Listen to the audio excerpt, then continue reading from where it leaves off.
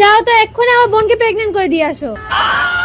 কি তোমার বোন প্রেগন্যান্ট করো মানে? হ্যাঁ তুমি এক্ষুনি আমার বোনকে প্রেগন্যান্ট করে দিয়ে আসো। আরে কি সব আবল তাবল কথা কও? আবল তাবল না, তুমি এক্ষুনি যাও গিয়ে আমার বোনকে প্রেগন্যান্ট করে দিয়ে আসো, তাহলেই ওর শান্তি হবে। তোমার মাথা গেছে না আছে বুঝি না আমি।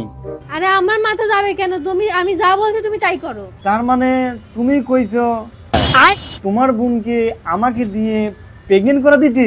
বাড়ির সবাই কইছে তোমাকে প্রেগন্যান্ট করে দিতে, তুমি নাকি করতে পারবে?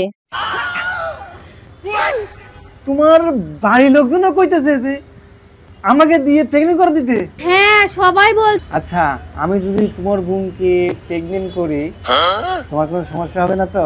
আরে আমার কি সমস্যা হবে? তুমি যাও ওরে প্রেগন্যান্ট করে দিয়ে এসো, তাহলে আমি শান্তিমতো রাতে ঘুমাতে পারবো।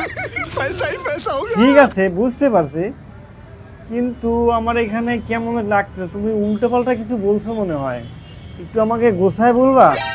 আরে আমি আমার বোনের থেকে 2000 টাকা হাওলাত নিছিলাম, এখন ও মার্কেটে গেছে, গিয়ে বলতেছে যে আমার এখনই টাকার দরকার, বাড়িতে ফোন দিছে, তার জন্য বলতেছে যে এখনই যাও গিয়ে ওরে প্রেগন্যান্ট করে দিয়ে আসো। ওটা প্রেগন্যান্ট না, ওটাকে পেমেন্ট করে, পেমেন্ট। কি সব ভুলভাল ইংলিশ শিখছো তুমি? ওই যাই হোক পেন্টেড না প্রেগন্যান্ট যাই হোক করে দিয়ে আসো, যাও করে দিয়ে আসো। আচ্ছা তুমি যাও, আমি এখনই পেমেন্ট করে দিচ্ছি, তুমি এখনই যাও। আরে রাখছো কেন? আমি তো বলছি তুমি এখনই প্রেগন্যান্ট।